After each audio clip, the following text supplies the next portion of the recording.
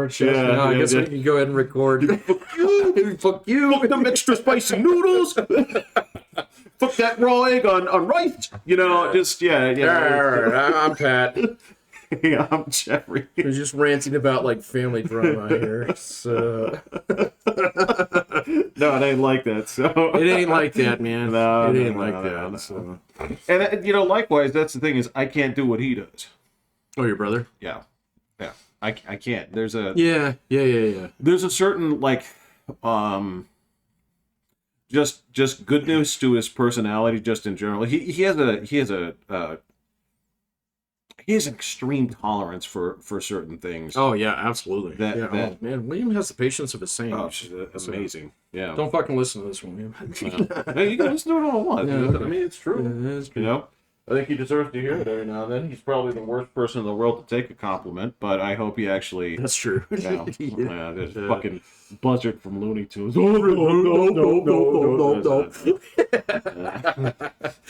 Yeah. Dillweed. So how was? I love that guy to death. Though. Yeah, me too. That's the thing. He's amazing. It just is that kinetic parenting style that he. Oh, I'm jelly of dad. I'm jelly of him man. as a dad. So I mean, I don't know, man. I'm getting a little bit older, and I connect with my daughter in different ways than my wife does. Absolutely. So, Yeah. but it's not like all in like Will is. So it's completely different. So like even today, so we were dishing out like kid gifts, during the family Christmas party. And so I got her this book that's like anime, how to draw hands. Oh, cool. Well, yeah, but she didn't like respond to it. But she had asked me like weeks ago. So it was like, I need help with hands. So, yeah. Did she want the book or did she want you to help? I told her that I'm not qualified to do that. Yeah. So I might have to bring her around to you because I know you used to do these fucking amazing hand sculptures. So, didn't she used to do that like clay bake stuff? Yeah. Yeah, that's what I thought. Yeah. So she's gotten to the point in time where she uses gloves, in her drawings now to kind of like. So she's got like facial perspective with the crosshatch and everything, like where the eyes point and the proportions and stuff like that. She's actually got that down. And actually, it's like really clever how she does it. She uses templates. So, from different like poses and stuff like that. And she'll start with the template and then build a scene around it. So the scene actually fits everything. But then she tries to do like certain hand gestures and stuff like that, and they just don't look natural. So, but she's working on it. So, which is something I fucking gave up. I was like, yeah, all hands are mittens as far as I'm concerned after a little while. So, Shoot. It's cool that she's pressing it, but I got this whole book on that, and I got like, no thanks, kind of thing. That's not what you wanted, huh? Well, it's fine. I mean, I'd like to see her crack it in the next couple days and see, like, if it bites, it bites. If it doesn't, okay, it was like a $20 book. No, of course. Of course. It ain't no big deal. So, but, it was one of those things where, it was like, I found the thing that you needed help with. Right. So, and you didn't do cartwheels. So, obviously, I missed the mark here. So, yeah. Well, maybe not. Well, that's hard to say. Yeah, is either you missed the mark, and if you did, that is absolutely not. I mean, your heart is 100% in the right place, and if she, takes it a different way, that's not on you. Right. Sure. Yeah. My only that was the thing I was just curious about is if she was using that as like a bonding experience with you and missed the boat. I don't know about that. She and I bond quite a bit over painting, so. Oh, okay. Yeah, so she's been actually like, she'll do like an entire drawing in ink and pen right now, or I mean, like pencil and then ink it over. All right, so her line work is fantastic. Oh, okay, yeah, it's really quite good. Okay, but then she'll like color in like basically like a fucking Family Guy cartoon, kind of thing. Okay. So, which is great, all right, but I've been teaching her a little bit more about value. So lately, well, you don't mix black with that, you mix brown with that. In order to actually darken that color up. That was. It's like you go 2 shades hot, 2 shades darker in order to actually like draw shadows on that. But where do you know that from? Was that something that you picked up that wasn't something that you learned in college, was it? It was no, it was something that I learned with. So there was a little while there, especially when I was working on my train board. I was going to ask you, yeah, was this something you picked up when you were trained? It was. So I learned how to like. 'Cause I didn't learn shit from college art. I didn't learn. Well, I never did oil painting in college. So all I did was line and graphic, and like I did a lot of. Conte crayon. Conte crayon is the charcoal thing that I learned yeah. to love in college, man. Yeah. So, you know, but then like actually colorizing things in particular, well, some of it was based upon like a little bit of the pixel art that I used to do. Okay, from time to time back on like old. It was I never got like Corel Draw or whatever it was. Yeah. Okay, Yeah. so I'd use like paint, you know, and you'd learn if you were dealing in 16-bit. Okay, so you don't draw shadows with black because that's like that's like one of the very few things that you have in your back pocket to actually like define contrast. And so if you wanted something to go from lighter to darker, you just go up like, you know, 2 shades on that, Right, especially in right. 256, let alone 16 color. So yeah, 256 was a different world, but you're absolutely right. totally was a different world. Yeah. But I did a lot of like just kind of, you know, landscape shit and stuff like that in 256, you know, and so you'd learn that after a little bit. But then, like, really, all right, this is going to sound so boomer dad, you know, kind of. Please. So, but later on, when I had model trains and I wanted to rust something up real good, so it looked like absolute hot garbage on wheels. Right. So you wouldn't hit it with black because it would look like smoke. Okay, if you wanted to look rusty, you would hit it with like light rust and then darker rust, and then Right. eventually you get to like Right. umber. And so you just learn, okay, so if I want to like give this a little bit of value to it, you know, you work your way towards black but never get there. So does that make sense? Unless you mean it. Absolutely, Yeah. unless you fucking mean it. Yeah. And that was like, this is cinders, this is dark line. I mean, I would do that with like India ink. So to actually like A lot of people did that with models. Yeah. Oh no, I would always ink wash everything so that it actually had like all the like. So if you had a styrene boxcar and it had slats on it, you'd always hit it with India ink when you were done. Real light, but it would fill in, and then it would. It makes it pop, man. Absolutely, Oh, it makes it fucking pop. And the same thing. That's how I learned how to use like white accents on things. You gotta do that on. So not just on model trains. Did you do that on like Ships. model cars? Planes. Okay. Yeah. Bullet holes. Bullet holes aren't black; they're white. So yeah, on a plane. Yeah. That's a good point. Unless they're huge, but that's And they're black. yeah. But I don't think you've ever made a bullet hole the size of a quarter. No. Yeah. No.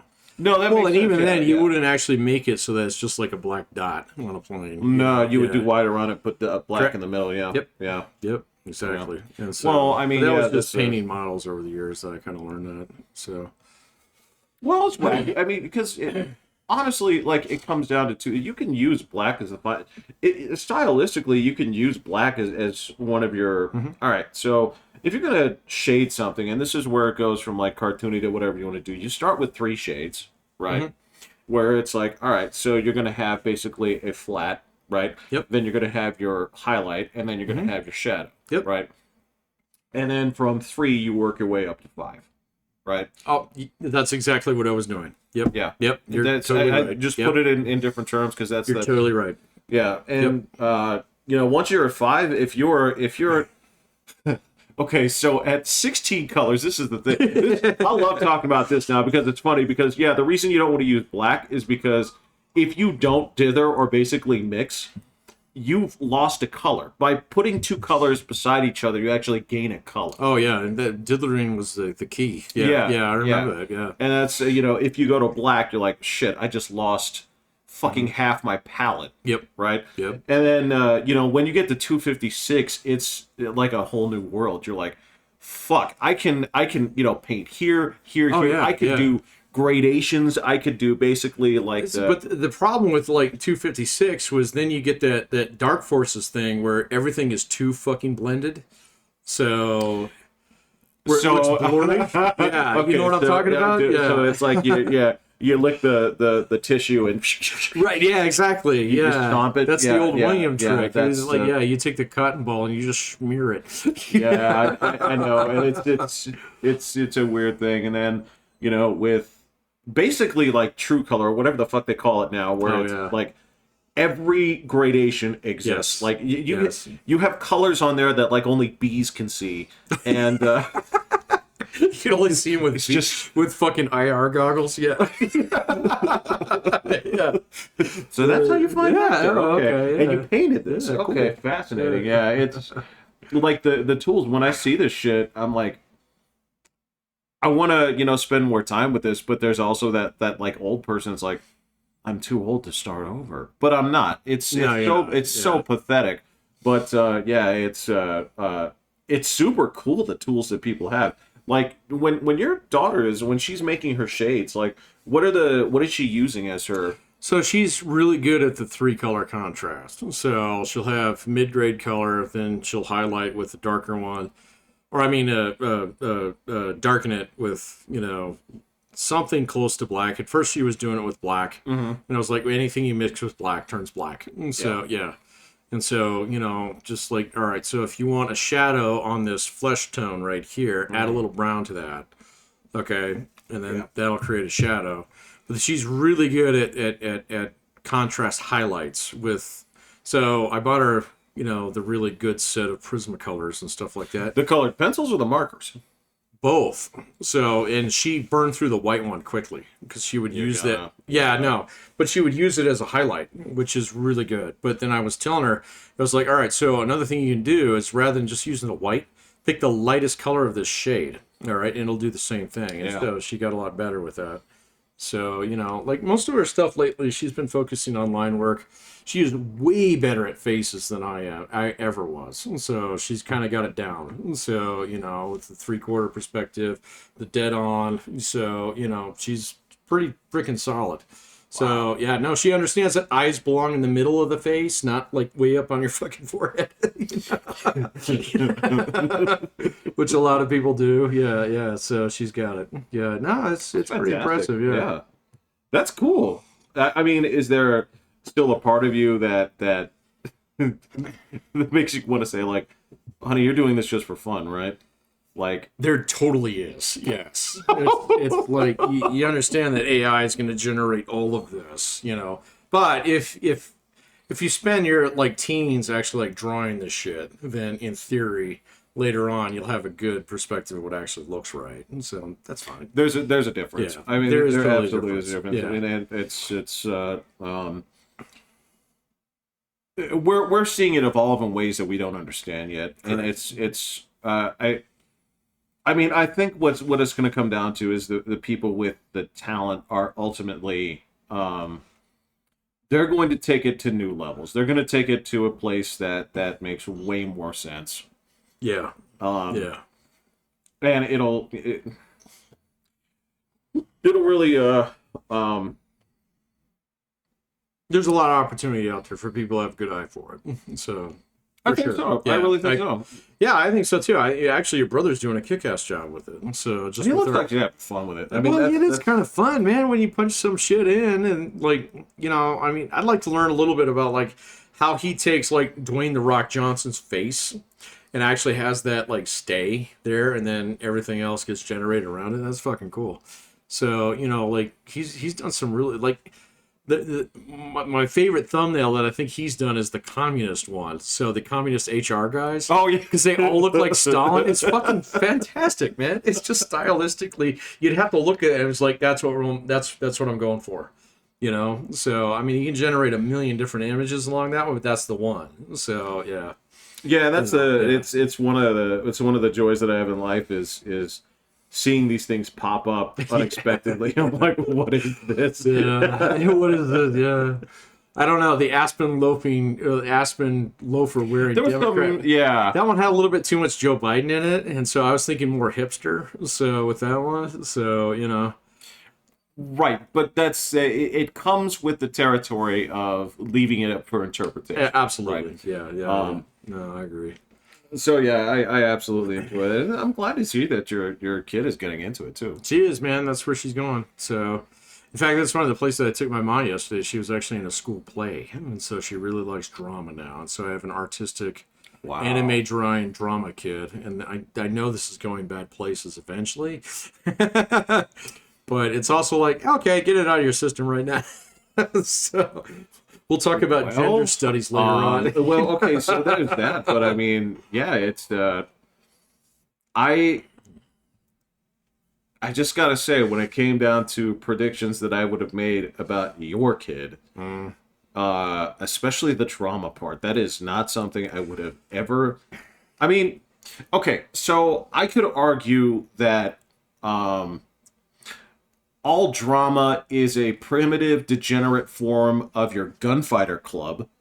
Dude, you do not understand how much I enjoyed that. That's what I'm saying. So once I got into it, yeah. So the first like, time I performed it for be... like 5,000 fucking people, I was like, I love this. Right. Yeah. Right. You know, and it's just like absolutely corny vaudeville kind of bullshit that we used to. Well, I don't even know if vaudeville is the right thing. You know, like Snidely Lash Whip kind of bullshit. Same era, same. Yeah. Well, I mean, you're talking about an era that thrived on hyperbole. It was totally hyperbolic. Right. Yeah. Right. Hyperbolic. Yeah. But it was so much fun. But that's exactly it. So I'm like, okay, maybe I can see some of that in her. And I can, and I know that that there's a like artistic, piece in your back pocket that gets to manifest, sometimes, right? When I lecture, yeah, sure. Well, so, I mean, depending on, I don't think that at this point you're going to go out in the backyard and paint a landscape, just to, like, no, right? Yeah. But I can tell that there's like an artistic, a spark of you that comes out, in sort of everything you do, in the things that you choose, even when it comes down to like, train building, or there's no part of you where it's just kind of like, let me see your train board, and it's just like stuff. You just kind of like, let me see the blueprints. Yeah, it just come out there. It's like, Patrick, these are all right angles, right? That's. Well, you'd be disappointed with my desk at work then, yeah, because it's all right and 45-degree angles for everything. No, that I understand. Oh, okay. Because you have to be able to find things. And if everything's at 90 and 45 degrees angles, the things that stand out are at like 66. It's like, oh, I need to take this. This is fucked up. Yeah. Right. Yeah. No. Messy desk, messy life. Yeah. Yeah. Okay, I think you taught me that. So my head was screwed. I think we came to that one like independently and arrived at the same place. So it was a great dissatisfaction in my life where I'm like, why do these? It's like, I'm not a bad person. Why do these bad things keep happening to me? It's like, why do I keep losing my keys? Why am I? My desk is fucked up. Yeah. It's like, why can't I maintain one solid thought? For just 15 minutes. Why can't I study? Why can't I, sit down and read this book? You know, and that was part of it, right? So yeah, if there is something at like 33 degrees, you look at it, it's like, oh, a payday. Yeah, I want to eat this. And who let this here? Yeah.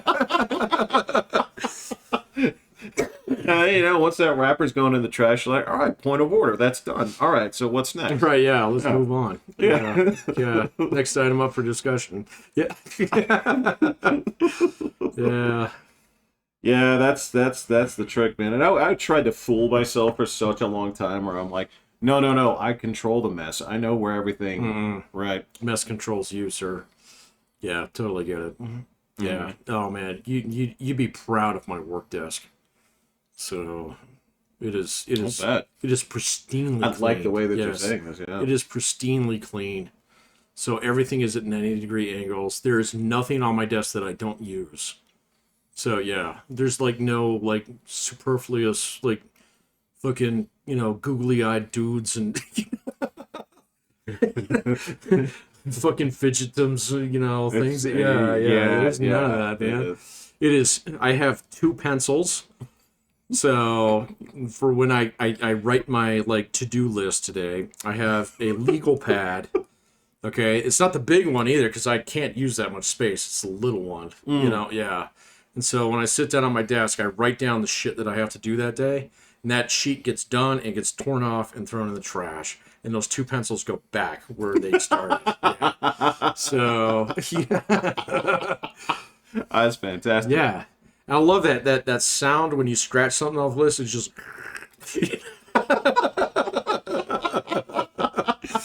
and then I'm done. And I always shut off my computer. I turn off my monitor. So yeah. Okay. So yeah. I sharpen the pencils for the next time that I have to use them. So it's just completely different than just about everything else in my life. So it's like it's like I don't want to spend more time than I have to in order to do any of this shit. And so let's just get to it. Well, and do you have any like decorative stuff? Do you have like pictures of? I have one glass plaque that the college gave me when I got my PhD. Okay. So, and it's got my name and PhD behind it. So it's like basically my nameplate. That's it. That's all I have. Oh, I have a picture of my daughter on my monitor too, hanging off the Okay. side. I'm actually surprised that you have the picture of your daughter, and that's. I have that. Yeah. And then the rest of my office is just like, it's very clean, very Art Deco, kind of like, I have some artwork in there, but it's all from a previous job that I stole. Yeah. And it's all thematic. It's all the same. It's all airline shit. So, yeah. So, and this is all stuff that I lifted from companies that went bankrupt. I know where you got it from. You know exactly where I got it from. I fucking pilfered the fuck out of that place. So, but it's all Art Deco, man. It all matches. So, yeah. Well, it was at one place or multiple places? It's one place. Oh, Yeah. Yeah, it's one place. Yeah, and there's a couple things. Like, I got a couple models so that I built that are there. So, but it all matches. And so it's very clinical. It looks like a doctor's office. So, you know, but not in that like kitschy, like, hey, you know, we got pictures of Pikes Peak kind of way. Oh no, it's not picture. It's like, you know, take a look at whichever, you know, flowers on the wall you want to look at. Right. While I shove my finger up your butt. You know, it's not it's not that.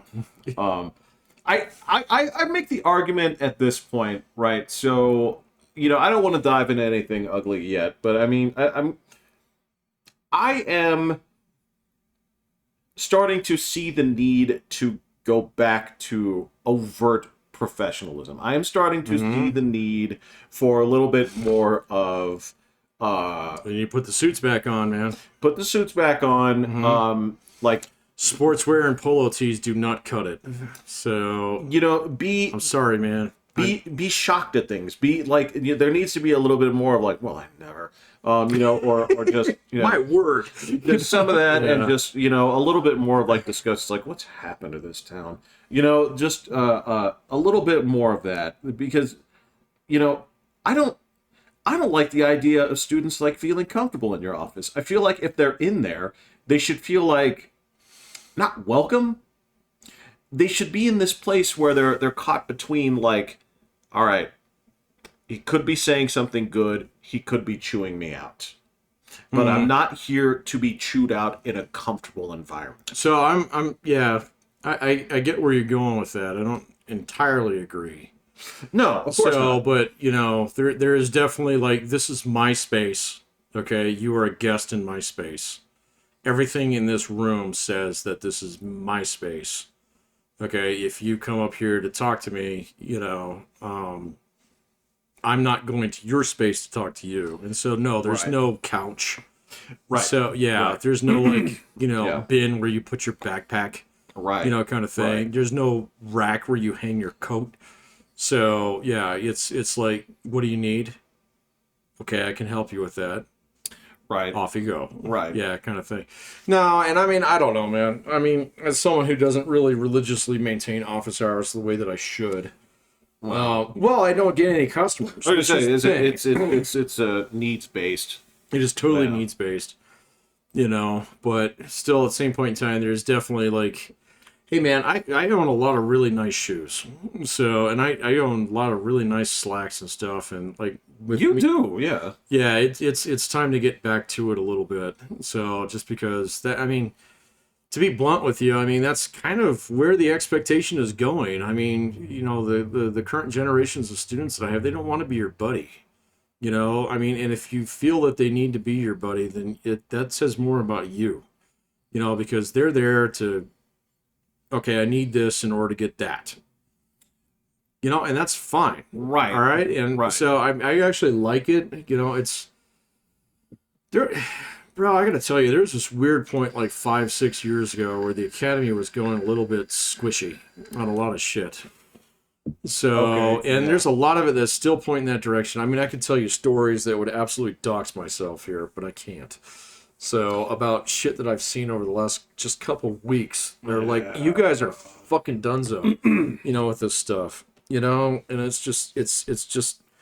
it's like, no, man, okay, they're paying a lot of fucking money to be here. So, and they need my best. So they don't need a buddy out of this, although, I'm fine with that if that's what they need too. So, but still at the same point in time, that's no longer the expectation. So, shall we say. And I'm getting a lot less tolerant with certain behaviors that maybe I was a little bit more tolerant of 5 years ago. Sure. Yeah. So, and nowadays it's kind of like, actually, no, you know what? It's going to be dog eat dog out there for a lot of you guys. And for those of you who do the work and, think about things strategically and, don't fucking bemoan your situation, you're going to be so much better off, and I mean ridiculously better off than, people who bang on my door and, need an extension on something because like some fucking triggering event happened last week. And it's like, well, actually, that happened to a lot of people. And most of them were like, well, fuck that. It's, it's still got to get done. Okay, so those people all get A's. And no, you don't get an extension on this because I don't do that. You don't deal in that. That's not. No, I don't deal that. But so, like, I'm a little bit different than some of my colleagues, though. I don't deal in arbitrary consequences. So my consequences are really straightforward. It's like, no, this is the end of the fucking semester. I will grade this shit the day after. If it's not in my inbox that day, it don't get graded, and if it ain't in there, it gets a 0 when I am grading. So, it's pretty straightforward. And so, like, all these things where you create arbitrary consequences for things, no, arbitrary consequences are no substitute for actual consequences.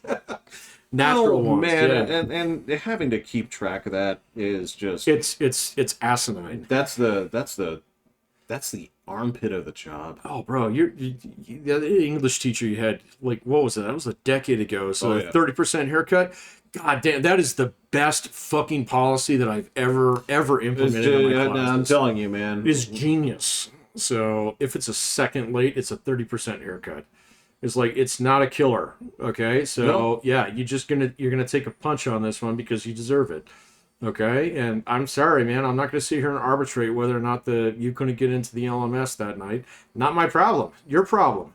Okay, but it's only a 30% haircut, so you're not going to fucking roll down to the dean's office and accuse me of touching your butt, over 30%. So, yeah. So it's fucking brilliant.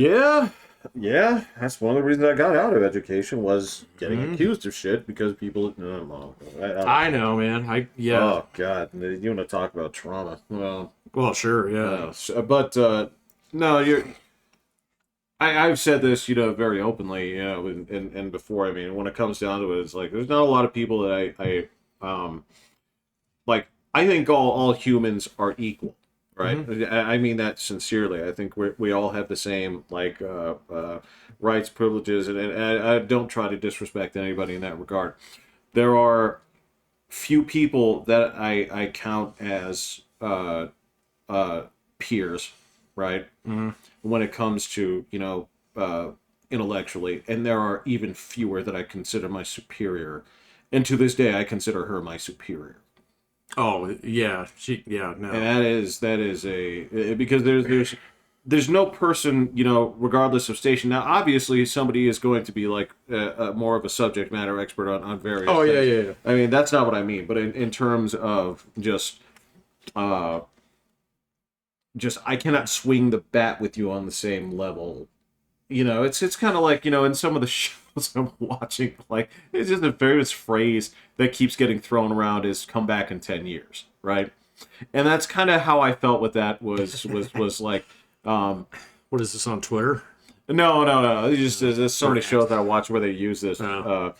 where this phrase is just, you're 10 years too early, right? Oh, And there was just something about that where, like, you know what, I am 10 years too early. I haven't, like, there's something to your experience with your background and your particular mindset. I'm like, I'm not ready. Like, you would trounce me. You would yeah. throttle me in an intellectual discussion at that time. I don't know now, but that's Well, maybe not, but yeah. But it's not a competition. That's Well, that part of wasn't it. even an intellectual debate. That was much more a practitioner kind of thing. But yeah. that's part of it. That's Right, part of it. yeah, Is, I got is you. Yeah. when you go into education at such a young age, there's like a competitive element to it. There's this thing where you're like, You want to be the coolest student in the class, so you kind of want to help everybody out. right. It's Right. like you're the sergeant and you got all these privates and you want to help them over the wall. But then after a few years, you realize it was like, actually, no, I'm the fucking enemy.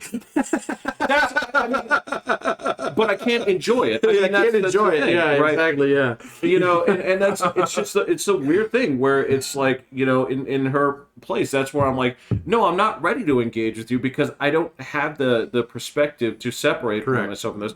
I'm still trying to succeed on this level and taking in information on this level. It's like I'm playing a different game. It is. Right? Yeah. No, I agree. Yeah, it takes a while to sort out as an educator. I mean, and that honestly, that's the cut point where a lot of people quit.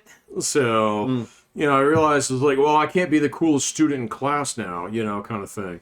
It's like, actually, no, you need to be responsible, and you actually need to you need to make sure that people who are getting past you don't deserve to get past you, and if they're trying to do that, you need to call them out on that, and that's painful. So that's difficult to do. Or, yeah, the other thing, too, is you also have to be willing to admit when somebody beat you fair and square, right? Sure. Yeah, And you yeah, accept yeah. it graciously. You're like, shit, all right, I got. All right, well, That like, happened to me many times. It was like, oh, yep, you're right. That's right there in the syllabus. My bad. Okay, off you go. So, but then you learn from that, and then you close that door down in the future. And see, that's something that I've had perspective over for the last 12 years. Now. And honestly, I haven't really had to change that many policies in the last 5. right. Because I Right. don't get got that much. I do get got Exactly, every yeah. now and then, but 9 times out of 10, it's like it's something I didn't know was a thing. Exactly. Yeah. So it was like, oh shit, you're using Chat GPT to write this. It was like, well, let me go do that. Okay, this is what I need to look for. Okay, got it. And so now I can get you. And so you get got, by certain things here and there. But, it's not the same as when you're a brand new teacher and you're trying to figure out where you kind of fit. Because you always want to be that person who's kind of between the principal and that old fucking teacher that you hated who treated you like shit. And your students. You want to be that person who's like, hey man, I'm the cool guy, kind of thing. Right. So, which is not a bad place to be, but it's also you are on the other side of the fence, and you have to respect that. So, Well, you're absolutely right. And then there's the other component of this is, especially when you're newer, it's that Dunning-Kruger thing where it's just kind of like, well, yeah, okay, I know so I don't want to seem like I don't know what I'm doing, right? Eventually there comes to a point where you're like, well, I have to admit that I don't know what I'm doing. I know, and it's so counterintuitive. And I gotta tell you, me, not having formal training in statistics, but then actually I fuck it up all the time, and it's great, man. So because it's like, man, I fuck this one up all the time too, guys. So let's sit here and let's figure it out together. Where did I go wrong? What did you spin? Yeah, and then, you always have that one smarty pants in the class, like, you did this. It's like, you're right, you totally got me. And it's like you just turn everybody as like, don't do that, kind of thing. But still, at the same point in time, I underwrite your grade, okay? And I never cede that authority. It's like, okay, so I might have jacked it up, and maybe I did it on purpose. You don't know, because I do that too. So just to see who's paying attention. So, but still, at the same point in time, I underwrite your grade, and you're not getting out of my class unless you can hack it. So, yeah. Yeah, I mean, it's again, you just don't have that mindset when you're younger. I mean, it's this thing about okay, well, yeah, you're an officer, when you enlisted, and Mhm. then you look at the guys that Mustang their way in, and they're like, "You haven't killed a guy, have you?" Like, Yeah. it's like, and I hope I never have to. Right. Yeah. That's the duty of a soldier. Right. Yeah. If we do our job right, you won't have to kill any Germans. Yeah, Yeah. yeah. I mean, this. There is a component to that, man, and then yeah, it's one of the things that I do keep in mind when I see these fucking videos where you got these teachers that jump in and they're like, well, I'm an ally for this, so if I kids want to come to cannot me, fucking stand that. Yeah, I'm sorry, man. You're stepping on like it's not even a landfill. I'm like a minefield, man. It's just well, you tell me, like you have a kid now. If you caught wind of some of that bullshit going on in the class, what would you do? it's fine. I would tell my daughter, it's like, all right, so don't listen to that guy too much. Okay, so you're only going to be deal with him for 6 months to a year. All right. So, but at any point in time where you tell me that because of like who you are, the background you come from, the challenges you've faced, all these different things, everybody faces those things. That's the problem.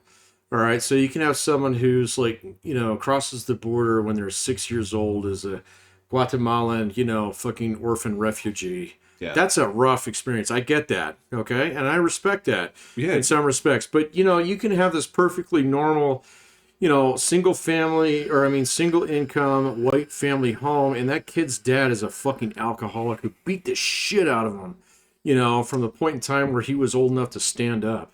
All right, you cannot judge people by their experiences on something like that, nor can you evaluate those and say, oh yeah, you had it much worse than you did, and so ergo you get in a break and you don't. No, you can't do that, man.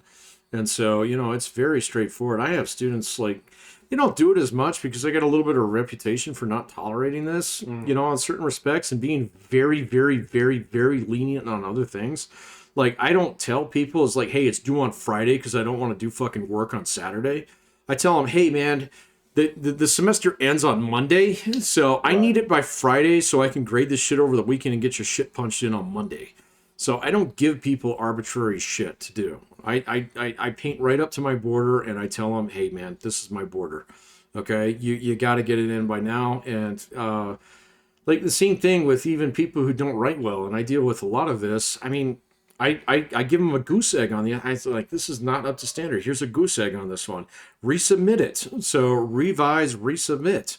And so it's not about like it's about maintaining your standards but giving as many chances as humanly possible for people to meet them. And that's the essence of teaching in a situation where you're dealing with people who come from multivariate backgrounds.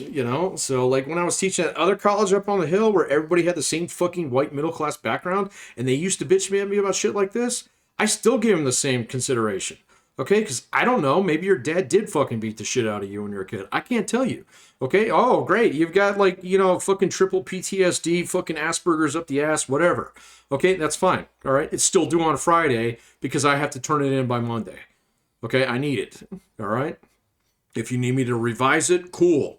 All right, but I need that before then because I'm literally painted up back Yeah. into a corner here. And so you just send a little bit of a little bit of consideration. And if you explain why a rule is the way that it is, people like completely come around. But no, I still get things every single semester. It's like I need extra time. I was like, that's already baked in there. You turn it in when you need to. Okay, and then the same thing. Well, I need double time on the test. It's like there are no tests like that. Okay, you take as much time as you need, and if you need help, you ask. So, and so like 90% of that shit can be just like alleviated by decent policy that you design. Well, I was talking more about the people who are they're saying like, all right, well, so I'm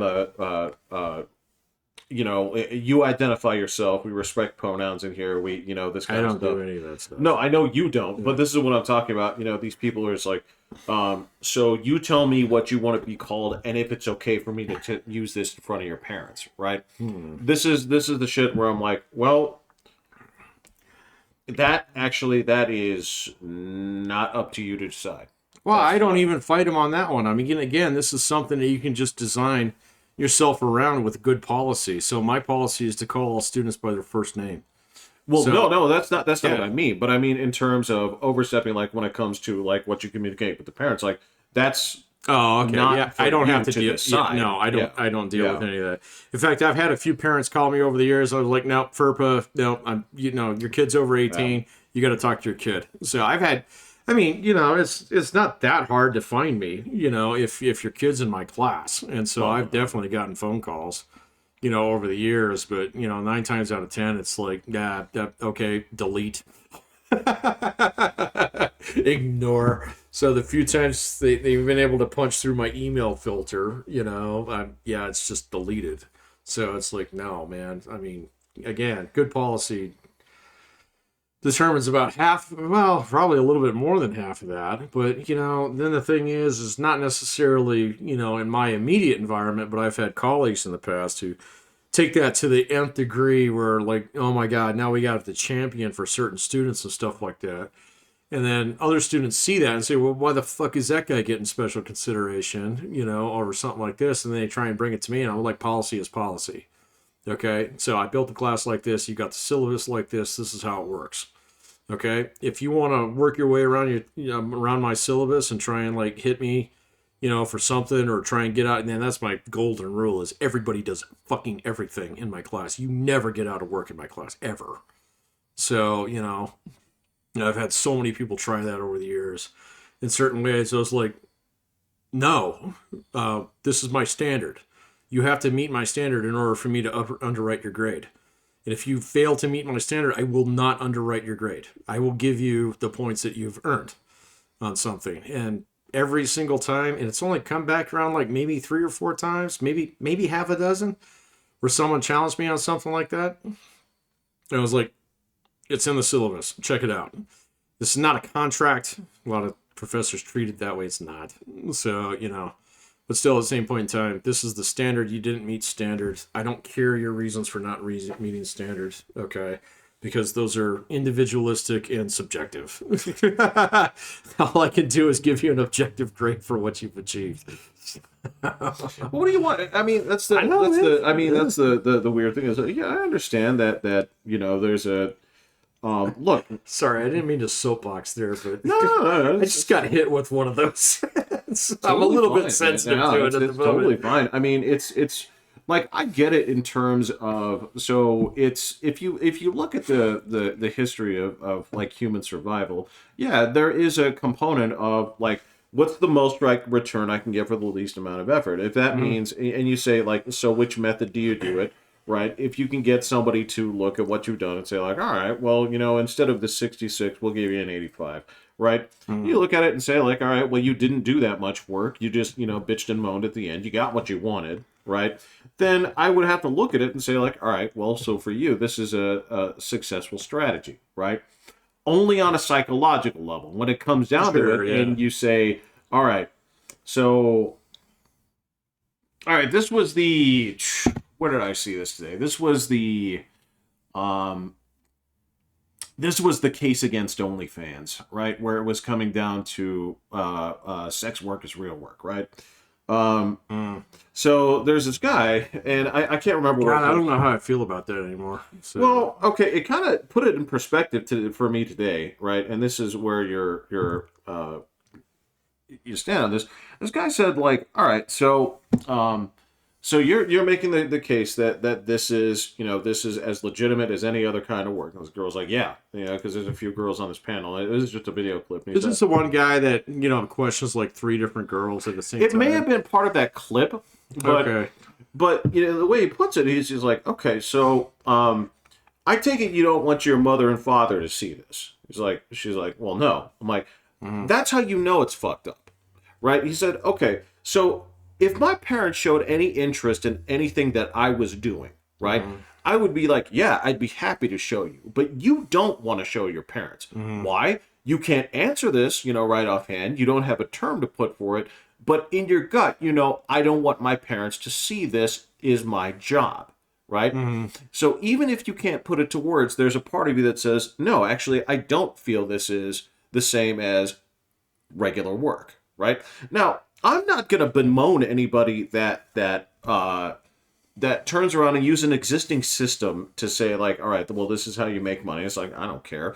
On a moral standpoint, it's not for me to judge. But I also know that if you feel that way, then yeah, you know that's not for you.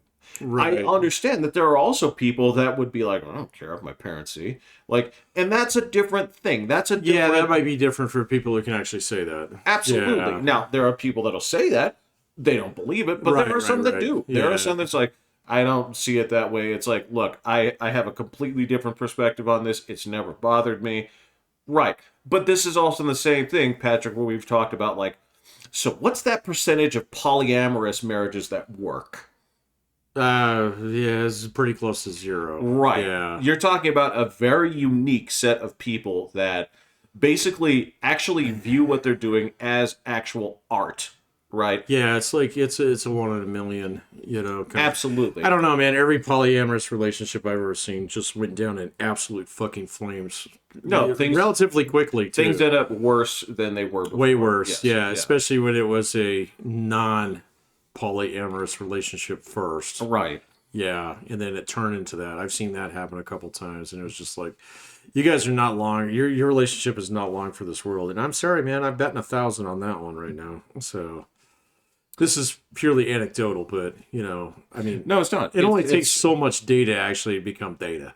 Well, no, I mean, look, it's not purely anecdotal because you can look at this and say, like, all right, you're telling me that these tribes people that didn't meet Europeans until 1912 had the same kind of systems in place, right? Right. Completely independent of all this other stuff. How did that happen? Well, I'll bet you it has something to do with brain chemistry and biology and reproductive strategies and that kind of stuff.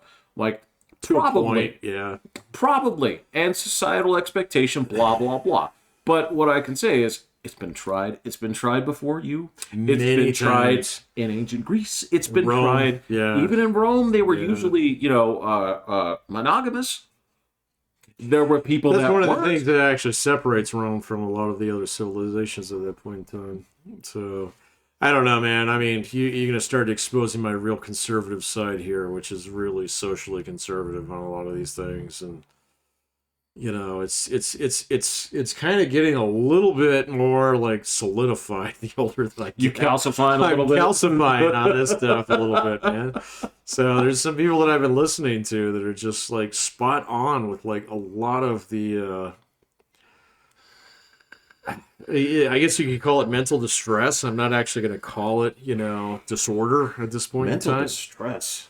Regarding relationships and, forming, like new marriages and things like that and stuff that, the bemoaning of, like the current generation, its inability to. Oh, yeah. I mean, you've seen all the same shit, man. So, sure. I mean, we're going back to prude land, man. So, in some respects. So, because, all this other shit that people are trying to get away with, it just don't work,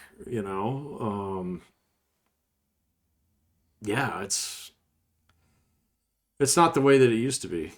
So no, and I don't like to hang my hat on that particular phrase, and you're absolutely right, because that's the moment that you say, all right, well, then I've stopped thinking, and yes, there is some truth to that.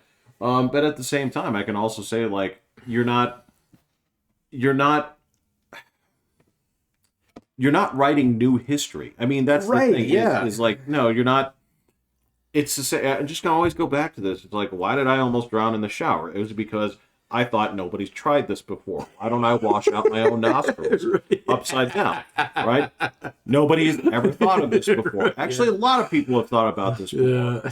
Right? And a lot of people have tried it before too. Absolutely. Yeah. But it's that I hadn't thought of it before. Right. And it's that attitude of like, well, because I haven't thought of it before, it's never been done. Yeah. Right? And I understand. Look, that's a curse of the youth, right? It's a curse and a blessing of the youth where you're like, well, yeah, I am going to try something new, right? And to me, my whole argument with that is like, look, if you want to do that, just don't get married, okay? Just don't. Mm-hmm. Yeah. Don't get married, and frankly, just don't Yeah, but be there's that an entire attached. sex and gender out there that is rejecting that wholesale. So, I mean, yeah, Well, I mean, I don't know, man. It's just interesting. So, in terms of like, I mean, I don't know. I've seen it flip over a couple times just in my short lifetime, oh yeah, Yeah, exactly. And it's like, wait a minute, wait a minute, wait a minute. So I've seen this merry-go-round before. yeah, Yeah, the yeah. horse with the candy stripes, it's back. Uh huh. Yeah, Let me yeah. wait another 10 years. Oh, Right. there it is again. Yeah, exactly. Yeah, Yeah. exactly. So, and a lot of it is just people who want like cake and eating it too. So, yeah, it's I don't know, man. I didn't go too far into that the other day, but I almost got sucked into a rabbit hole on that one. So By choice, or no, was just somebody taking you there?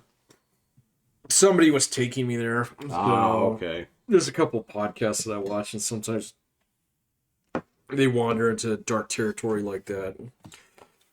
Well, I mean, here's the So thing. I don't necessarily consider it dark territory or a bad thing to discuss. I mean, by dark territory, it's not like malevolent or anything. Like it's just something that I don't know anything about. Right. So yeah, Right. that's what I yeah. Let me rephrase that. Unknown. Yeah, uncharted waters.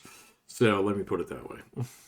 So, Bro, I don't know what to tell you. I mean, it's a tough thing. I know where I stand on this kind of stuff, and I also understand like on the flip side of this, it's like I'm never going to stop anybody from pursuing what avenues, and that's the same thing. Like, look, if you are one of those unicorns that makes this work, then I'm absolutely happy for yeah, you. sure. All I can do is kind of like be my parents and say like, I'll never dissuade you from anything. What I will do is I will tell you the odds. Which Yeah. that's kind of like 31 black. Yeah, let's go. Yeah, exactly. like that's kind of genius in hindsight. As a kid, you're like, "What? I can't do anything." I said, "Nobody said you can't. It's just unlikely." Yeah, let's talk about the law of probability here. Yeah, nah, I get that, man. I don't know, man. So I've been a little bit dissatisfied lately with like my social media feeds. Why? Because you're getting the same shit. I am kind of getting the same Yeah. shit. So I actually had to wander into other territory on YouTube the other day, and I got sucked into all these like mountaineering disaster movies. What? I don't know, man. I was like, wait a minute, how many people have died on Everest? Yeah, I want to learn more about this. A lot. A lot. Yeah, exactly. And K2 is even worse. So apparently, Is it? Apparently, I don't know. I'm only halfway through that, but it was still at the same point in time. I'm watching the same guys talk about the same things on relatively samey podcasts, and I was like, okay, I need to go find something else for a little bit, and so I just went on a complete tangent. So there. And then the same thing is like my Twitter feed is fucked right now, man. So I think they figured out that I'm a 45-year-old white man. And so all I get is fucking, like cryptocurrency. What else was it today? It's all like, NFTs and it's just like really, off the wall, like JFK conspiracy shit and stuff. And I was like, what are you guys doing? Wait a minute. I'm on the wrong feed here. I don't need this for you stuff.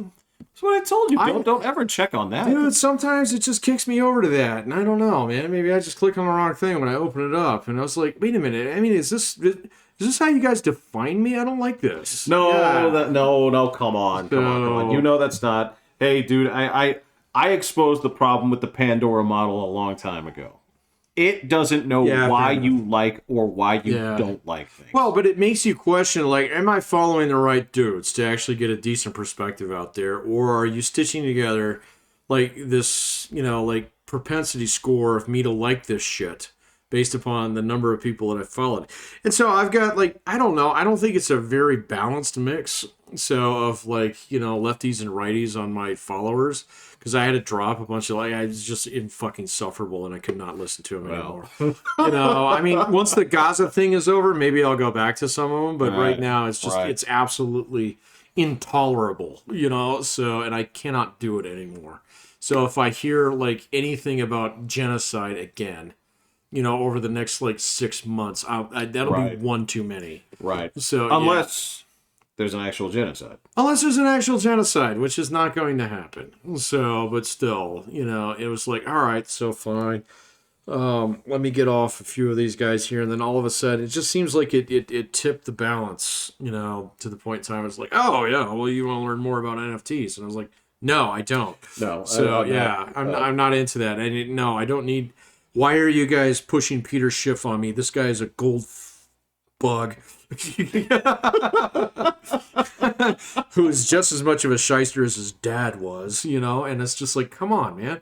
So stop this, or like, yeah, today it was like, oh yeah, so somebody's releasing the Epstein list, and I looked at it, and it was like, all the Catholic cardinals, really? You got those on one line item? It was like, yeah, this is fucking made up. Come on, man. So, and it was like, wait a minute, why is this on here? So stop this. So,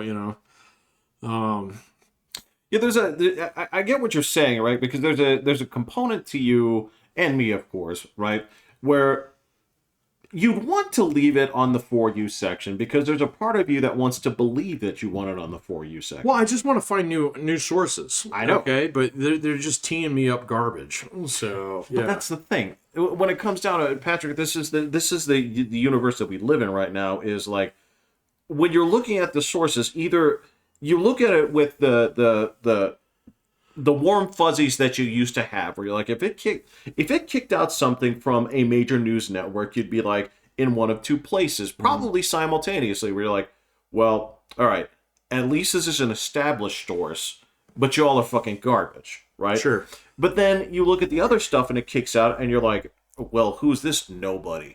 Now, they could be sitting on a gold mine of stuff, but there's also a part of your brain that says, I don't know you. What's your track record on being this stuff? Yes. And then there's the third category of, well, I've been around laps with, 3 laps around Retard Park with all my regular guys. Right, yeah, right? exactly. So what's new? And that's the thing is, it's the same thing. It's same shit, different medium where you're like, all right, well, I got to drive to Wyoming. All right, so yeah, exactly. Let's look for these radio stations. You're like, I know this one. All right, I hate this. All right, well, I don't hate it, but I used to love all this. They're just going to play everything I know. Then you jump down the road and you're like, well, I hate all this other music. Yeah. And you end up right back where you were before. And then you start blaming yourself, like, have I gotten old? Right, yeah, what am I missing? Yeah. But yeah, you're not. Yeah. No, yeah. And I mean, I don't know, maybe I just mind the news all the way down to bedrock to the point in time where, like, yeah. There is that, yeah. So it's just like, okay, so nothing's really happening in Gaza, nothing's really happening in Ukraine. Taiwan hasn't been invaded. Yeah, unemployment didn't spike till 12%. And so I'm just sitting here looking at different things. It's like, well, wait a minute, am I just waiting for something to happen now? Which is the way, you're right. Yeah, and so you still try and find ways to actually fill in the void in some respects, but then you start seeing the same perspectives over and over and over again. And it's just kind of like, all right, man, I guess I'm done with this. Yeah, let me go watch people die on Mount Everest. No, look, it's funny that you say that because I feel like we're walking this same path but not together, like in two different places, right? And you're right. It's. So I want you to think about old Roscoe P. Coltrane here for a second, like. See that thing, that little excitement that he had, right? Duke boys. That's the thing is, he's looking for that shit to happen. His life is boring as fuck. Hey man, he knows. Yeah, exactly. You look at the rest of his life. That should be what makes him happy, right? That and Lullabelle. So yeah, yeah. But until that is, until it's right, it's that's the thing. You jump in there looking for right something. You're like, what's the hot thing today? I'm gonna get them Duke boys. Exactly. Right. And so when you think about it, it's like that's actually the opposite of where your mind should be. Your mind should jump in here, and it should be like a reverse smoke detector where you jump in and you're It's fine. It's fine. It's fine. It's fine. Yeah. your brain should be happy when you open it up and you're like, nothing. Nothing. Yeah. Right. But that's not it. No, you're totally right about that, because it's just like, well, maybe it's on the next line. Scroll up. Maybe it's on. No, scroll up. Scroll up. You know. Yeah, and you're looking for things, and you just don't see it, and it's kind of like, all right, well, what am I missing? You know. Yeah. So Well, that's it's like, who's got me today? I got. That's it. So I got that's patrol. It. That's yeah, it. exactly. I got patrol. Well, and that's okay. And that's I got patrol. that's where I take the next step. Is like, all right, so if the news is there, even if it's weak, then I take the next step. It's like, all right, well then how can I stir up a little bit of trouble, right? Okay, so you don't do that. No, I dipped my toes in those waters a couple times and actually like turned my shit to private, because I was just like, I can't do that, man. So that I'm not gonna do it. So No, it's fine. I don't have it in me. I don't have the fight. So it's not even a fight, man. It's like you either have that I don't know. I don't want to call it like a bad gene, but I think it might be because I know. Genetic defect. It is, because I know that every one of my family members has that too a little bit, right? Yeah. They just do it in different ways. It's like, so I know my brother likes to wind me up, right? And I know it's like my dad wouldn't do that directly, but it's also like, well, why are you throwing firecrackers at those bees? It's like, I don't know. Why is the boy hitting the fucking cement with the hammer? I guarantee you, my parents would much prefer doing that than destroying the garage. But yeah, I know that every one of my family members has that thing. Like, wow, that lake is pristine. I need to ripple this up, right? So, well, we all throw rocks in the lake, when it's like perfectly glass. I get that. I just, yeah, I mean, I don't know, man. There's a few things that I saw that kind of torqued me off. There's this one guy that I followed. He's gone completely, I've been watching him for years. And he's gone completely pro-Palestine. Oh, and I'm just like, hey, man, what's going on with you here? What? And then, but I'm answering my own question by asking it. So, because I know that he, okay, so his channel's not huge. All right, this is a good way to beef it up. He's getting close to the end of his career. I get it. Sure. He's got this record of anti-interventionism, but, if it was up to him, we'd go to fucking black helicopters and UN blue helmets across the face of the planet. So, and I was like, dude, that is long gone, man. So where are you on this? But I know the answer to that question when I'm asking it. And so, it's just, it's difficult to find someone who you can engage with genuinely. So, because by the time you see it, their mind's already made up. So this is where they're going to go with it. And so, I mean, and there's a couple other lefties out there that, I respect on certain, I don't agree with them, but I think they're genuine about it. So, but then this thing comes up all of a sudden. It's like, wait a minute, you're Jewish. Okay. And I mean, I can see you like half mast this flag now. Yeah. So, and it's like really disheartening, in some respects. And it's like, but also at the same point in time, I kind of empathize where you're at, because you have this humongous audience that would just fucking put on their shoes and leave. Yeah. So if you did this, and so, okay. That's, exactly. Yeah, exactly. And it's like, all right. So obviously your ideals aren't nearly as important as your, and so like, as much as I don't like where he's gone with it, Greenwald's done a good job with this. He's like, hey man, I'm going this way. If you don't follow me, fuck off. And it's like, all right, okay, cool. I know what I'm getting. I know what you're getting into. And I know why you're giving it to me. Yeah, and so thanks, man. But, I don't agree with you, but I'll still follow you because absolutely, I got some respect for this. But, I think you're wrong about this. All right, but fine, I'll still listen, where some of the other people that I've seen who, 6 months ago would have been, I mean, if this had happened and if it just wasn't a thing where, like, the Republicans actually beat them to the punchline, they'd be in a completely different place. Absolutely correct. Yeah. Well, and that's what happened with the Republicans and fucking Ukraine, is the Democrats beat them to the punchline. So otherwise, like, I mean, traditionally, I mean, if you take a look at our interventionist party, they'd be like, oh, that's fucking Russia. Those are our guys. Those are the guys who we fight. You know? So, but it had changed over the last 10 years. And so the Democrats beat them to the punchline because they saw it as a wedge issue. And so now it's just like, okay, so it has nothing to do with where you stand on something. It has everything to do with what team you're rallying. And that's a little bit different than it was probably like 8 years ago. So, it is. Yeah. So, you know, but, you know, fundamentally when it comes down to it, man, everything that I see that's coming up like next year is just bad for Joe Biden. He's fucked. So, I mean, the only thing is if like white soccer moms still vote for him, he'll probably win. So, because they always determine the election, they have for the last 30 fucking years. I don't think they're going to, though. No. So, I don't think they're going to. I don't think so. Yeah, they're the ones who actually care about how much steak is at Costco.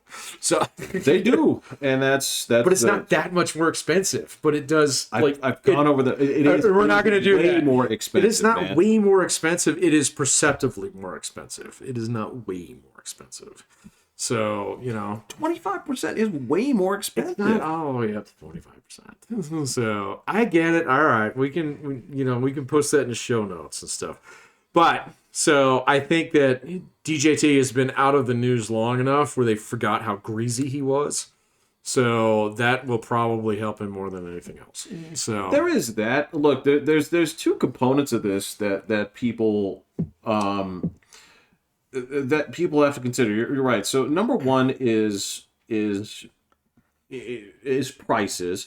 Now you and I are going to disagree on how much the impact is, but it's up to them to determine. It is. It's right? Totally up to them to determine. So it's a big number for me. It may not be a big number for you, but I will change my mind on that if something happens with unemployment. So I will absolutely change my mind. If people lose their jobs and have to pay these prices, that's a big fucking deal. Well, no, that's not the point. Is that the unemployment rate is not tied to the basically, like, they still have jobs. Everybody has jobs, right? It's just that their money isn't going as far as they need to. You know, I've shown you that, but we'll disagree, right? Yeah. What the other part is, you know, and this is the whole South Park thing, is there is a tipping point where it says, yes, but also don't fuck with the children. And there is a tipping point where people cross that and they say, all right, now you've gone too far. Now, what I can say here is... What do you mean by fuck with the children? What does that mean?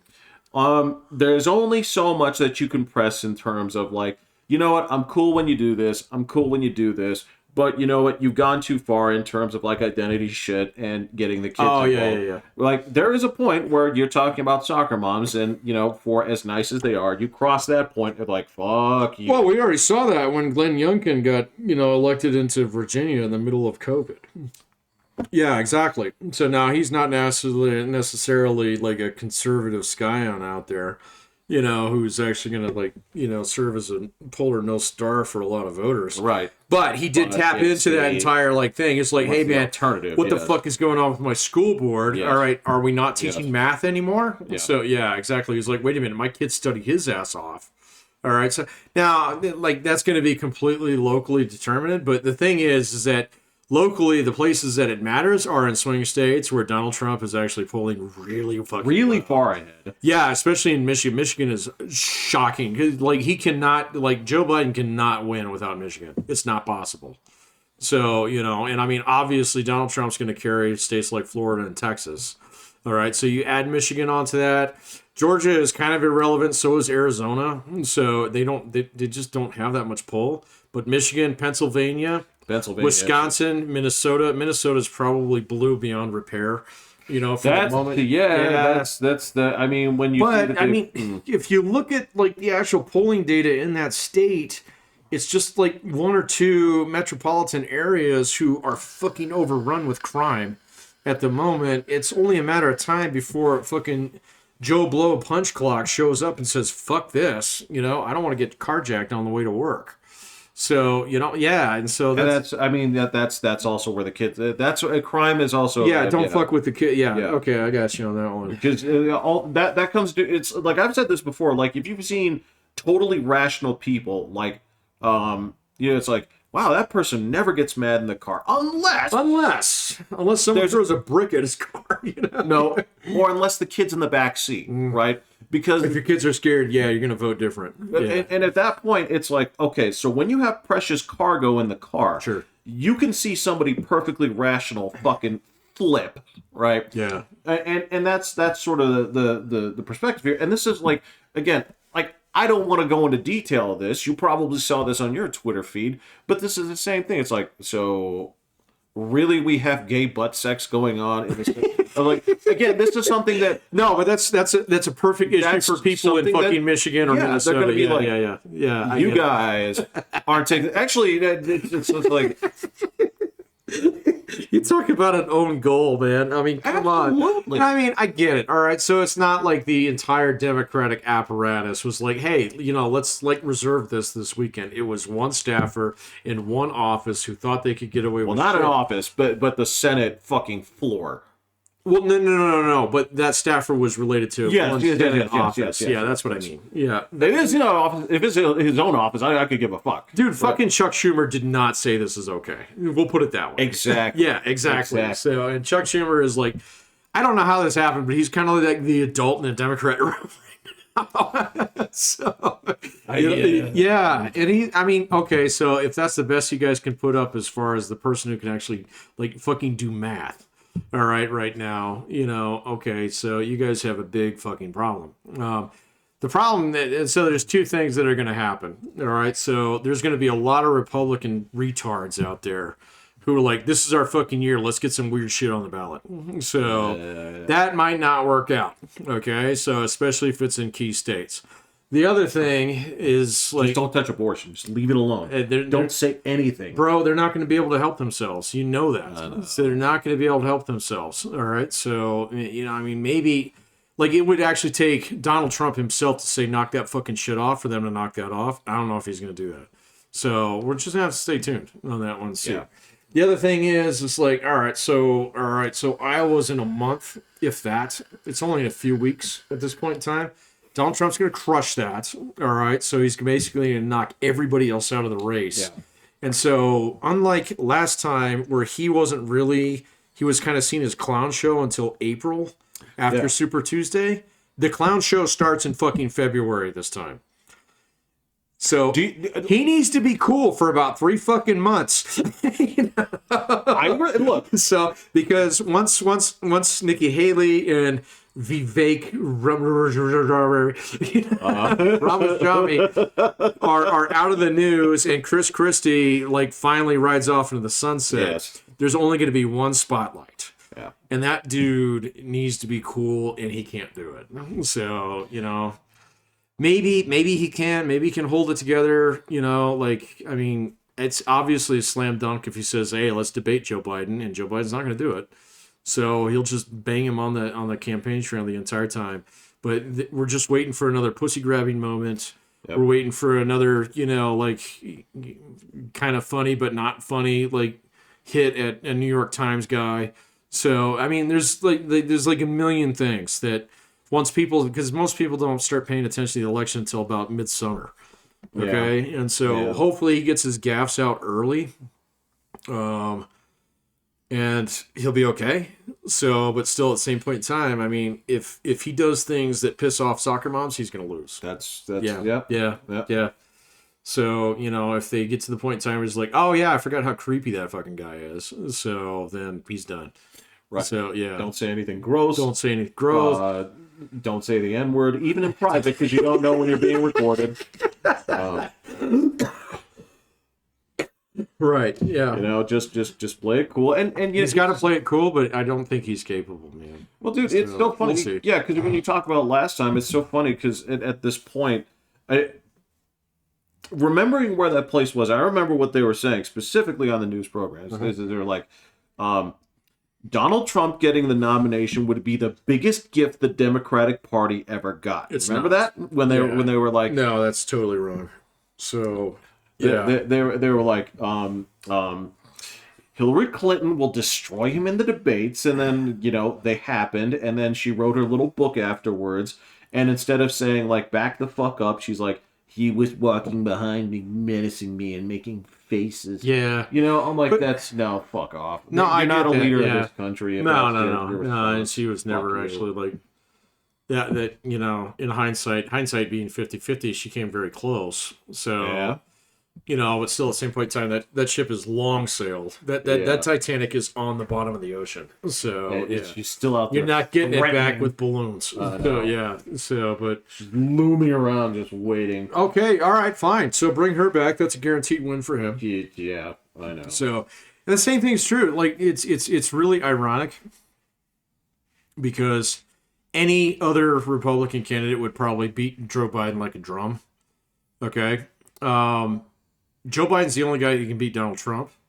But if the Democrats put anybody else up, Donald Trump is a guaranteed win. It's the weirdest flowchart, fucking playoff logic I've ever seen. No, this is like rock paper scissors. It totally really is, and it's just utterly bizarre. Because I mean, and like so, the impetus for not having Donald Trump in office is completely on Joe Biden.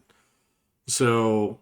It really is. Right, but he's polling at 33%. But that's well, okay, so it's still early in the cycle. He'll come up once people realize that Donald Trump is actually running. Okay, but I don't know if he's actually going to be able to overcome in a lot of those states. So, you know, and I mean, again, we're still like 11 months off.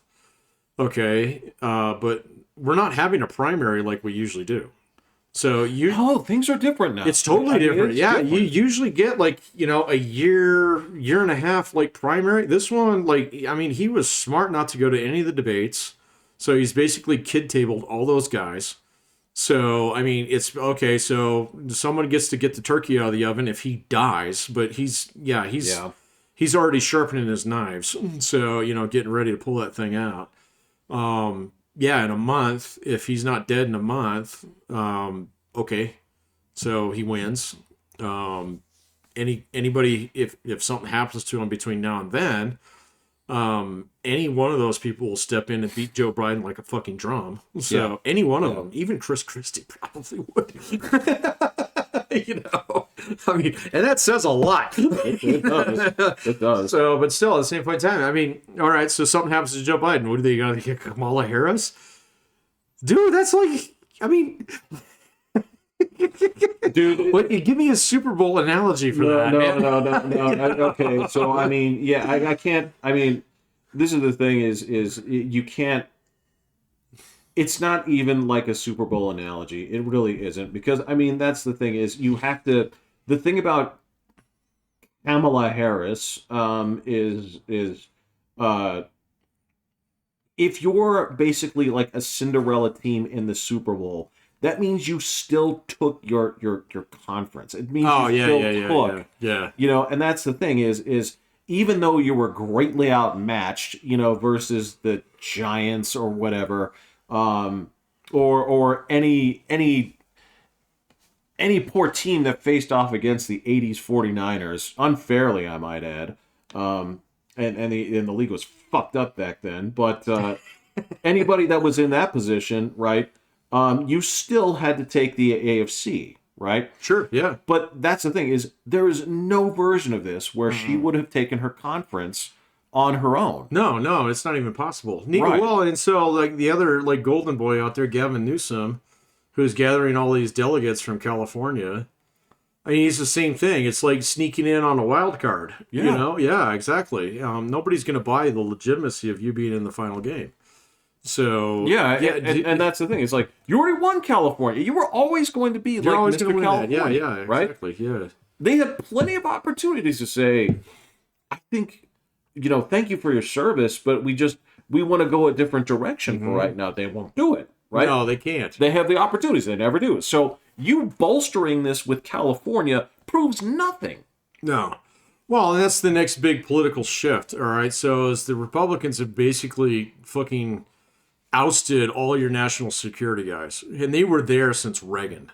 So they are gone. Yeah, they are homeless right now. So they are out there. They are swing voters, which is even worse in some respects, because at least before they were predictable which way they were going to go.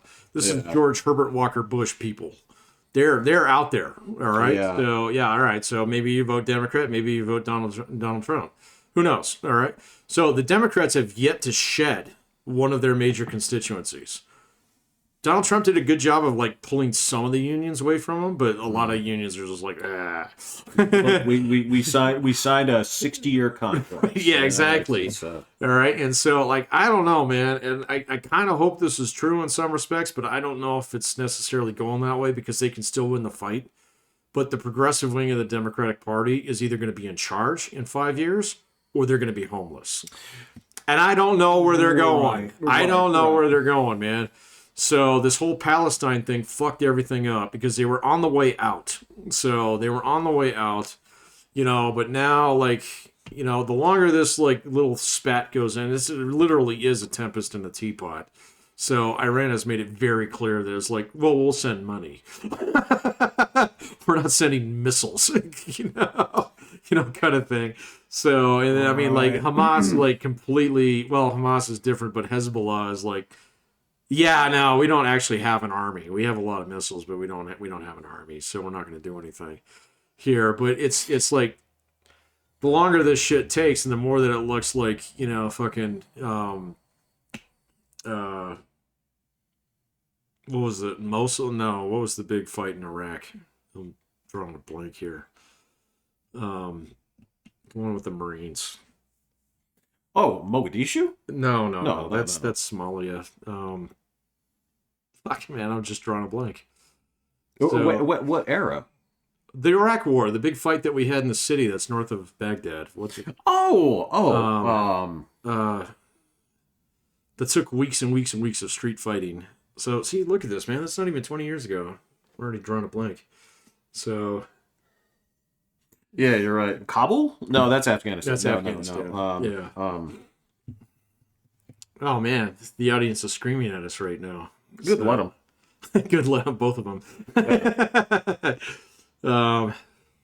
Man, I can't commit all this shit to memory. Those are Muslim words. Right. So they all get filtered into gobbledygook. But anyway, I get your point. Yeah. Yeah. Fuck, that pisses me off now. So, but anyway. I'm sorry, just having a brain fart. No, it's fine. So, it's not age, it's just a lot of shit has happened. It is true. That is a lot of shit has happened. So, but the more that the fight actually looks like that, so although, like, if you look at the maps, I mean, Israel's got this thing basically crisscrossed at this point in time, Well, they're using the Earth's elements to defeat their enemies. Seawater, yeah. So, it's fucking brilliant, yeah. You don't get to do that unless you're in charge. Yeah, that's totally true. But I mean, so like you even see some of the mainstream guys kind of like turning on. Well, wait a minute. Like even Joe Biden, the others like, you guys need to slow your roll a little bit. It's like that's not going to work for you, man. So because you're just feeding that side of the party, which is the cancer that exists within your party. So they're going to scare all the girls away. So yeah, but that's. You're absolutely right, and the thing is that cancerous part, right, has run roughshod over the party. Basically, it's just got a bigger megaphone. It doesn't have the numbers, so that's the problem. Unfortunately, and this is the same thing that goes along with the Muslim community sometimes too, right? Is I would argue that I don't know. I mean, even though there are plenty of Muslims that not just like condemn. There are some that are like supportive that are kind of like it's still kind of like home team. It's still kind of like they're not ardent supporters, but it doesn't hurt their feelings to see Israel getting their butt kicked right when that happens. But you know what I'm saying. Yeah. But overall, the greater community is like, hey, we don't condone this, right? Right. Now that being said, they're also not vocal enough about like, you guys fucking suck. Right? You do not represent us, and if we see you, we're gonna shoot on sight, right?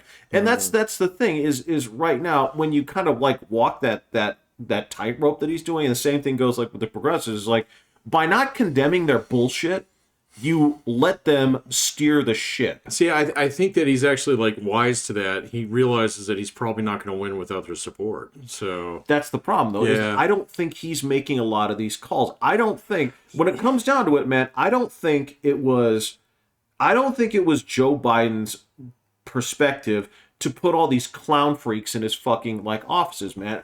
I don't think he's the one that went out there with a binder and said, yeah, I need this cross-dressing freak that's stealing luggage, right? Yeah. I don't think that's him. I think that's his staff that was picking these people. Yeah, I right? wonder who is actually responsible for that in some respect. I mean, I'm sure like, he has to rubber stamp. So, I mean, so I don't think he's lights out 24/7. So, I don't know that though, man. You'd actually have to monitor him for like a couple days to actually see, and he just doesn't show up that often.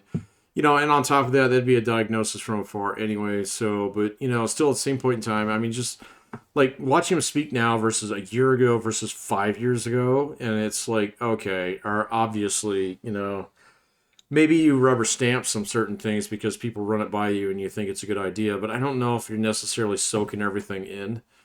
On a certain level. So, but then, I mean, there's certain things that it's kind of like, all right, that's pretty fucking sharp. All right, who's in charge of that? So, like, out that guy out, because that was pretty fucking clever what you did there. But then there's other things where it's like, why did you do that? But that's exactly it. It's like, so the evidence I have, right, is I've got a person who I have to start with has been on vacation for 40% of his tenure. Okay. Yeah, but that doesn't mean he's not taking calls. So I'm not saying that, but I'm saying that, like, number one, you're asking me like to make judgments based on the available evidence. Sure. So first off, that's something I can say that yes, you've been on vacation 40% of the time. Number two, I can look at your composure. I can look at the way that you present yourself in front of an audience. That's pretty heavy evidence. I can look at the fact that you never give press conferences and you never answer questions, right? Yeah. That's problematic. Yeah, okay. That doesn't point to somebody who is cognitively like actively making the decisions instead of putting this in front of them and said, well, we think this is a good idea and these are our reasons. What do you think? I think that sounds great. I don't know if that's prima facie as evidence of abstinence on his part. I know, but I'm just going with I mean, that's been a strategy that like George W. Bush famously did that too. So, and he was very much in command of his own faculties. So, I don't know, man. I mean, I think the best, like, prima facie evidence that you have is just, like, look at the guy speak 5 years ago, 3 years ago, 2 years ago, 1 year ago. I mean, that's a really strong argument. I mean, it's kind of painful in some respects if you go back and listen to his campaign speeches in 2020. I mean, he sounds like he's fine, compared to where he is now. Yeah, exactly. And so I think that, the trajectory, the pattern of trajectory is thoroughly established, but I cannot speak to exactly how much he's checked out right now. No. All I can do is make an estimation based on the available information. Correct. And you're certainly, that's the thing is you're certainly within your rights to say, like, well, that's Fallujah. That was the battle. Sorry. Oh, there. Don't know how that just came back right away. But anyway. I don't know. I was thinking like Kandahar. I don't know. But Kandahar was Afghanistan. Yeah. Yes. Fallujah. But that's the thing is we can disagree with this. This is how I interpret the information based off of again, he doesn't have a stellar track record when it comes to putting people in staff that are that fringely diverse. He doesn't have no. And that's what I'm saying. Like, so who does? Well, I can sit there and say, like, all right, well, this was, Jen Psaki's, brother, with the long fingernails and the effeminate. I'm like, that's it. I didn't know that. Yeah, yeah. Okay. No, well, in the beginning, in the and she's not with him anymore anyway. But right. When they were making those videos, it's like you have these people on staff that are clearly in tune with this shit, right? And I don't think this comes from you. You don't have the tongue for this. I don't think so either, but those people were definitely in the room. So, Absolutely. The question is whether or not he was in the room. I don't know, man. I don't think it would have been his call. It's like, I'm looking for transgender people to represent the military. I don't think he said that. I don't think he would have instigated that. Probably not. Right? So, I don't know, man. There's definitely been some things that are consistent with his record over the years that I feel are evidence that he was actually like the decision maker. Like one of them, and a lot of people give him shit about this, but I still think it's the right fucking call, was pulling out of Afghanistan. So, I mean, the Band-Aid needed to be ripped off. Hey, man, I'm with you. I can debate the way it was done. The way it was done was probably shit-tacular, but I mean... But that might be his fault. That might be like generals pouting too, because I guarantee you he pulled those guys in the fucking room and said, "Motherfuckers, out next week." I get you. You know, we can't do that. He's like, no, actually, you report to me, so fucking do it. So, and I'll take the heat, and legitimately he did, you know, in some respects. And so I think that was actually a legit decision on his part. Otherwise, like, obviously, maybe that, yeah. Yeah. And I don't know, that book has yet to be written. So, but I'll be curious to see it when it actually comes out, you know, and not written by Michael Wolff, who was lurching around like fucking. Man.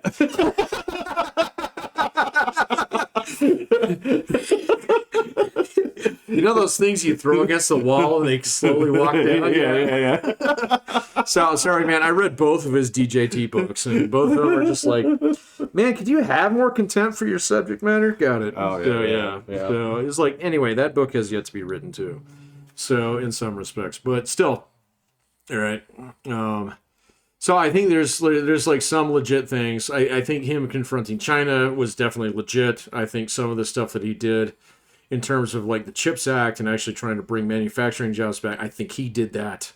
So, you know, that would be more it kind of like just tracks with his trajectory. So, you know, that would be something I'd be and frankly, that would be something that would actually be contrary to what I imagine most of his staff would support. Correct. Right? Yes. So that I can absolutely see, right? So, and but these decisions are becoming fewer and further between. So, yes. And so I think that the trend has been thoroughly demonstrated. I will not contend anybody, you know, that point. So I will concede that point. I see that there's about a 0% chance. It's not non-zero. Yeah, actually, I think that he will actually debate Donald Trump. Donald Trump will fucking make him look pathetic. You know, just yeah. like an old man that's losing his facility. And that's the problem here. Like, that sucks, man. They're the same fucking age. I mean, they're essentially, yes. Yeah. So, and I mean, all right. So I actually did some looking into that. So Donald Trump's dad's brain went melty way before the point in time where Donald Trump is now. Oh yeah. Yeah. So Donald Trump has like 5 siblings. 3 of them are dead.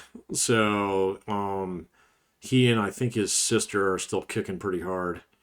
Yeah, and one of them died really young too. I looked into this just to see if there was like streaks of dementia. So, and there is. His dad had terrible dementia, but it was like way before where Donald Trump is in his. Kind of like, you know, it skips a generation or something like that. Well, yeah. I mean, there's sort of like a cutoff point where you're like, am I going to be bald?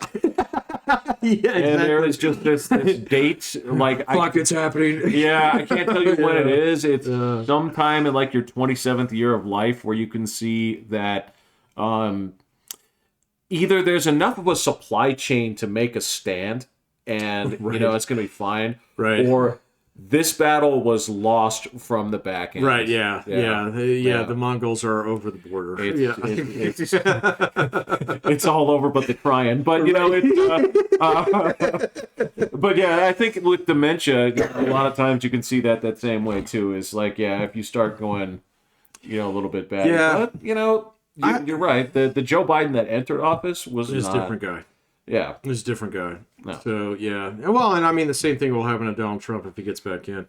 And so, like, I don't know, man. You're starting to see all the threat to democracy kind of shit now. And I don't buy it anymore, man, because he's just going to time out on it. So, you know, I guarantee you if he's elected, it'll take him less than 2 weeks to say I deserve a 3rd term.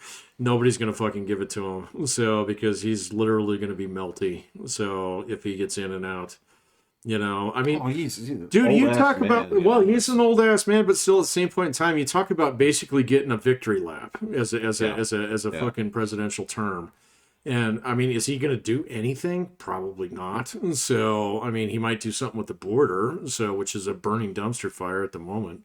So, hey, you know what? Which has been getting worse. So it's getting worse, but you know, kudos to, you know, somebody that, again, support where you don't expect it, like fucking John Fetterman being the voice of reason. Dude, Senator Sloth is turning into one of my favorite guys, man. Yeah. So, he's you talk about a guy who's just going to turn right around and give a middle finger to everybody who's in the back of the pickup truck.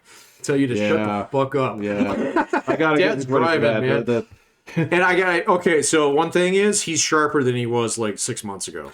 I agree. Yeah, he's actually kind of like healed up a little bit. Yeah, he's not speaking like he definitely. Yeah, this is the thing is back then. Ultimately, I'm going to say this is ultimately he did have problems back then, and it was unfair for them not to address that or give him a free pass. But yeah, he's actually a lot more cognizant, and yeah, I like his perspective. He's like, I don't care what my party says, like.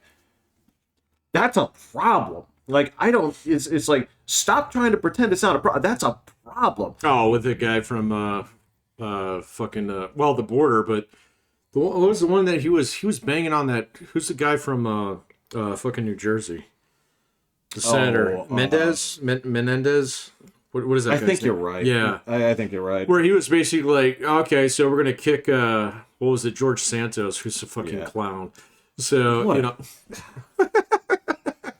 So, but anyway, so he was like, all right, we're going to kick this guy out for quote unquote corruption. Yes. All right, which is legit, but we're going to let this guy sit here, and everybody's like, oh, what did you say? Yeah, exactly. And then, the same thing with him holding up an Israeli flag while walking in his like full 6'7" glorious sloth glory right through a protest. So he's basically, what are you going to do about it? Yeah, okay, so no, I've turned on that guy, man. So it's downright Shakespearean. Yeah, his tweets are phenomenally good. It is absolutely Shakespearean because you always have like so the king always eventually turns to like, fool, tell me what's going on here. Oh, dude, he's turned into Falstaff, man. Yeah. Well, I won't go that far, but it's always like you turn to this guy at the end. It's just like, why is the fool the one that always speaks last at the end of these plays, right? And he comes in there with something poignant. It's like, oh, you stupid jester, right? But right. You and your Steelers hoodie or whatever, right? But he does wear a tie to committee now. I did see that. Yeah. So I mean, there is that. I mean, it's a total clusterfuck. I don't want to say I'm enjoying it. I want to say that like there are components to this where I am watching components of both parties just absolutely like you've had these cannibals just like behind bars just waiting to eat the flesh of their own. Well, the Republicans did a pretty good job of dropping fucking Matt Gaetz off on a deserted island. So you've been marooned, bro. And they're looking at MJT right now, and they're like, "You're next." I know. Next. Yeah, fucking Speaker Mike Johnson or John Mikeson.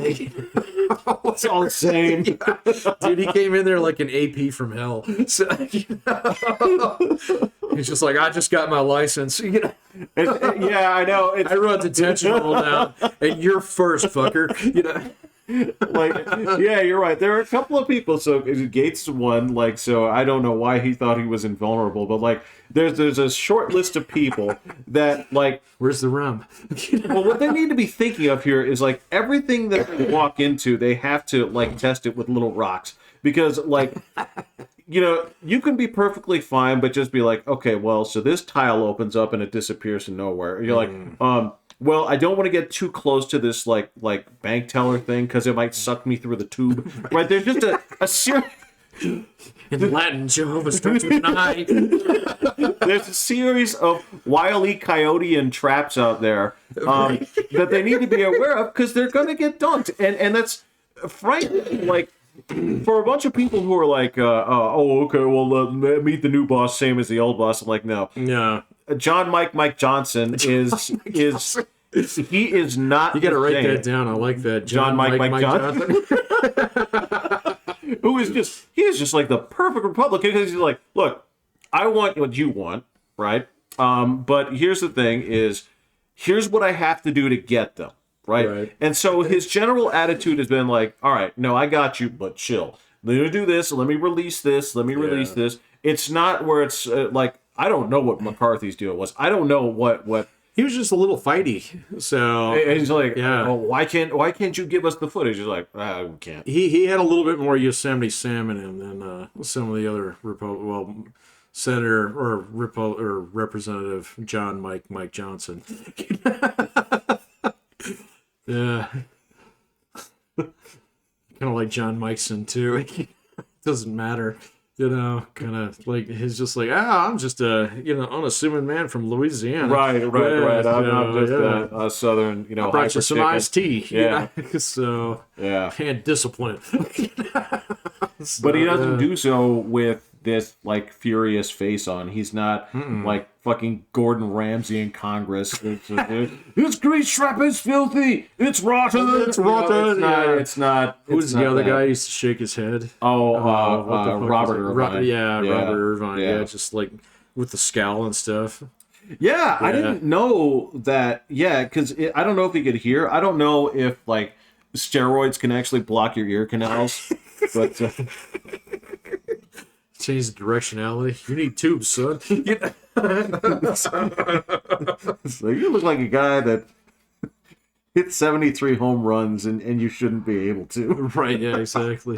So Yeah, I know. It's he's done a good job though, man. Every time I see him, he's kind of impressive. well, he has a little bit of dignity, right? You have to. He's definitely a tie-wearing Republican. That's it. You're. Yeah. I spoke about this before. I think it's going to be truer than ever now. Is just your job is to distance yourself from butt fucking on the Senate floor. That is what the public wants. And all you have to do is point to it. All you have to do is Yeah. like so. We're the anti-sodomy in your government, Right. Yeah. right? Yeah. And I think that's a solid angle. And that also means that, yes, that means you have to push out the riffraff. That means that you have to say, like, so thank you for your service, but hand jobs in the theater don't befit our party. Correct. Yeah. So- You don't vape in a theater. There's a no smoking policy. I'm sorry, it's just kind of like we are dispensing. We're going back to William F. Buckley, and we want a little bit less Papa Whiskey Tangos in this Right. party.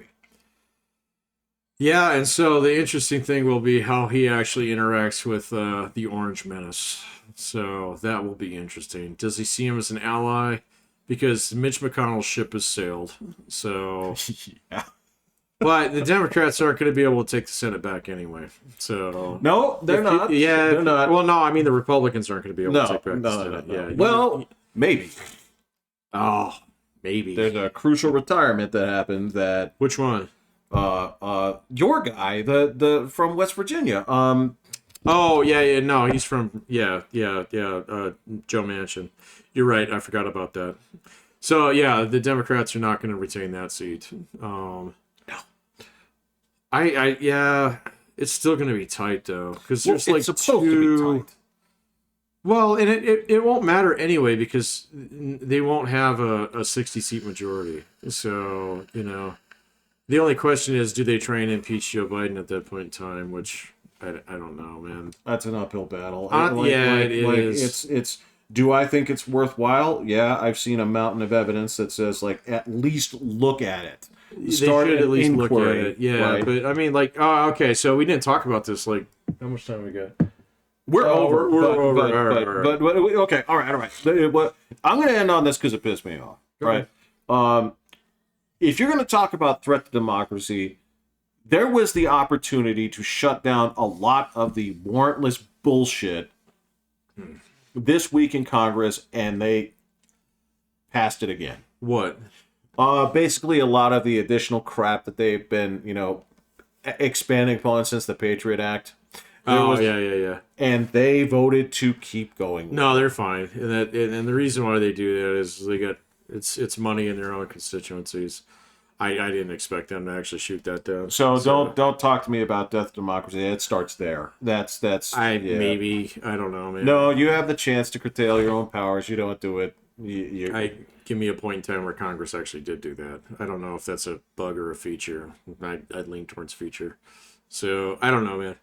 So no, my thing was Hunter Biden actually got charged in California, so which is a complete fucking runaround for him because now if Congress hauls him before him, he can plead the fifth, which is our bullshit amendment that I want abolished. So, but anyway, I think we should say, hey, what do you know, buddy? I know. There's my controversial opinion. So, but Yeah. so yeah, he gets charged in California and now gets to completely front run all that stuff with the Fifth Amendment.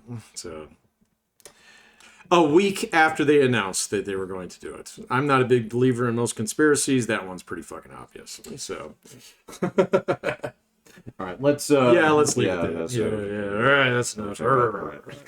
Yeah. All right. Sorry, William. Denver sucks. He knows. Yeah, okay. Yeah, well, yeah, I know. Hey, man. They had a chance. Yep. Yep. And All right. we'll leave it at that. All right, I'm Pat. I'm Jeffrey. Hitting the button. Oh, yeah. As ordered.